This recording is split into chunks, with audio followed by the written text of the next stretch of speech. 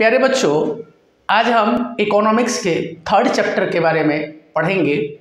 बच्चों, ये चैप्टर एग्जामों के पॉइंट ऑफ व्यू से इम्पॉर्टेंट चैप्टर है। इकोनॉमिक्स का third chapter money and credit है। मनी एंड क्रेडिट में बहुत जो इम्पोर्टेंट सारी चीज़ें हैं हम इस चैप्टर से पढ़ेंगे। आप इस चैप्टर को पढ़ने के बाद कोई भी क्वेश्चन यहाँ से बाहर नहीं जाएगा बच्चों, तो हम एक एक करके क्वेश्चन देखते जाते हैं। बच्चों, सबसे पहले मनी क्या है? What is money?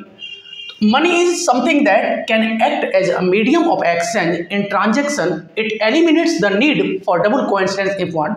बच्चों, मनी जिसको हम मुद्रा कहते हैं, रुपया कहते हैं, तो मनी से हम कोई भी चीज़ें खरीद सकते हैं। कोई भी सामान एक्सचेंज करने से हम बचते हैं। कोई भी सामान अगर हमें खरीदना हो तो उसके लिए हम मनी का, मुद्रा का, पैसे का इस्तेमाल करते हैं। ये डबल कोइंसिडेंस यानी कोई व्यक्ति अगर कोई सामान खरीदना चाहता है तो उसमें हमारी जो मनी है वो हेल्प करता है।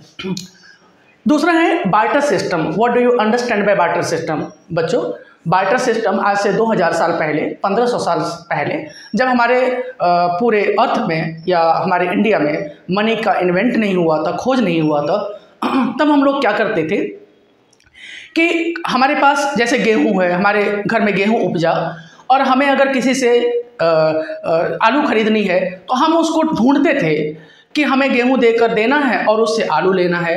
तो इसे हम लोग बार्टर सिस्टम कहते हैं। बार्टर सिस्टम का मतलब होता है कि जो व्यक्ति जो सामान हमारे पास है उस सामान के बदले कोई दूसरा सामान लेना, उसे बार्टर सिस्टम कहते हैं। फिर नेक्स्ट है बच्चों डबल कोइंसिडेंस। कह रहा है when both parties have to agree to sell and buy each other's commodities, this is known as double coincidence. Double coincidence का मतलब होता है आवश्यकताओं का दोहरा संयोग।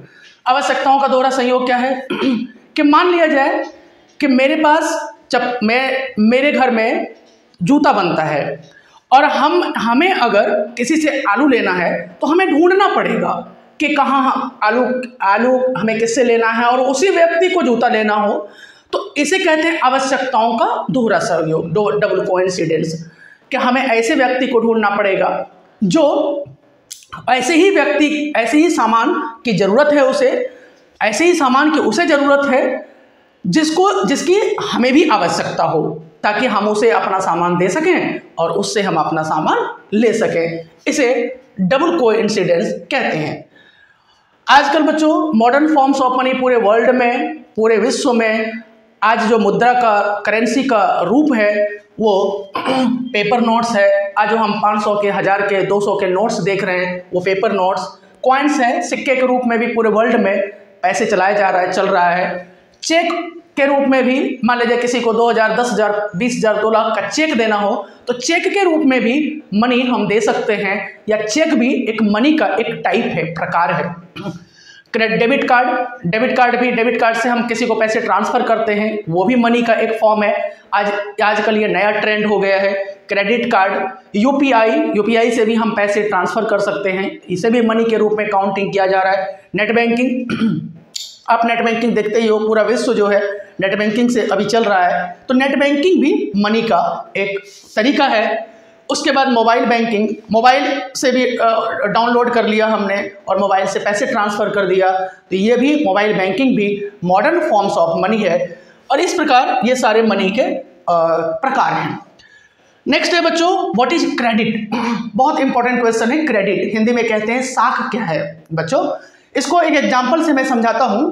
मैं अक्सर अपने क्लास में बच्चों को समझाया करता हूँ कि साख का मतलब है बच्चों कि मान ले जाए कि दो व्यक्ति है और ए और दो व्यक्ति है। दोनों दुकानदार से, अपने पड़ोसी के दुकानदार से सामान लेने जाता है और 1000 रुपये का सामान उधार लेता है, यह प्रॉमिस के साथ कि अगले 30 तारीख को मंथ के लास्ट में ये 1000 रुपये जो सामान लिया गया मैं उस पैसे को रिपेमेंट कर दूंगा, चुकता कर दूंगा, लौटा दूंगा। लेकिन अगर ए व्यक्ति 1 महीने के अंदर उस पैसे को लौटा देता है तो उसकी क्रेडिट ठीक है, उसे कहते हैं क्रेडिट। क्रेडिट का मतलब है किसी व्यक्ति की इमेज, किसी व्यक्ति की साख, किसी व्यक्ति की इमेज। और बी व्यक्ति ने उसी दुकानदार से लिया, सामान लिया और 30 तारीख को अपना पैसा नहीं लौटा पाया, तो बाद में वो दुकानदार के पास जाता है, वही दुकानदार उसे दोबारा से उधार नहीं देना चाहता है। क्यों? क्योंकि उसकी क्रेडिट, उसकी जो साख है, उसकी जो इमेज है, वो उस दुकानदार की नज़र में खराब हो गई। तो क्रेडिट का मतलब होता है किसी व्यक्ति की इमेज, किसी व्यक्ति की साख, किसी व्यक्ति का प्रतिछाया। कह रहे हैं credit refers an agreement in which the lender supplies the borrowers money, goods and services in return for the promise of future repayment। कोई भी व्यक्ति आपको इसी उम्मीद पे, इसी प्रॉमिस, इसी वायदे के आधार पर देता है कि आने वाले फ्यूचर में आप उसके पैसे लौटा पाएंगे या लौटा देंगे, इसी उम्मीद के साथ कोई व्यक्ति आपको उधार देता है, इसे क्रेडिट कहते हैं। नेक्स्ट है बच्चों, what is credit as an asset. Credit जो है, साख जो है, एक संपत्ति के रूप में, एसेट मतलब होता है संपत्ति। क्रेडिट को एसेट के रूप में कैसे इस्तेमाल करते हैं, तो ये देखते हैं बच्चों। During the festival season a shoe manufacturer Salim has received an order of making shoes in bulk with in the months time.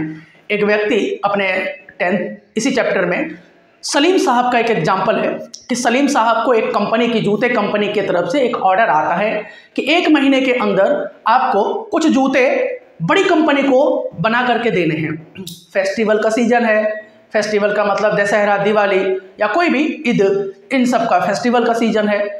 अब इस सलीम साहब को 1 महीने 30 तारीख का टाइम दिया जाता है कि इसी महीने की अंतिम तारीख तक आपको इतने कम जूता बना करके हमारी कंपनी को प्रोवाइड करवाने हैं। अब सलीम साहब के पास उतना वर्कर्स भी नहीं है, इन्होंने वर्कर्स अवेलेबल करवाया और अवेलेबल करवाने के बाद जैसे तैसे किसी से उधार लेकर के, क्रेडिट पे अपना कुछ सामान लेकर के अपने 30 तारीख को अपने क्रेडिट के अकॉर्डिंग, पक्का वायदा, प्रॉमिस के अनुसार इसने उस जूता कंपनी को सारे जूते प्रोवाइड करवा दिया। अब दोबारा से जब यही सलीम साहब अब उस व्यक्ति से अगले सीजन के समय जब जूता बनाने का ऑर्डर आता है तो पहले ही यह एडवांस मांगता है और वह कंपनी एडवांस दे देता है। इसे कहते हैं क्रेडिट एज एन एसेट। अब इनकी क्रेडिट ऐसी हो गई कि ये क्रेडिट को संपत्ति के रूप में इस्तेमाल कर रहे हैं। क्यों? उस कंपनी को विश्वास हो गया कि इस व्यक्ति ने अपने प्रॉमिस के अनुसार, अपने वायदे के अकॉर्डिंग सही टाइम पे अच्छा सामान बना करके दिया है। अब वही कंपनी इस सलीम साहब को एडवांस देने को तैयार हो जाता है। इसे कहते हैं क्रेडिट एज एन एसेट। हमारी जो क्रेडिट है, हमारी जो इमेज है, वो एक संपत्ति के रूप में हम उसे इस्तेमाल करते हैं और इस प्रकार क्रेडिट जो है एक एसेट के रूप में इस्तेमाल होता है। तो बच्चों, आज की क्लास ये थी।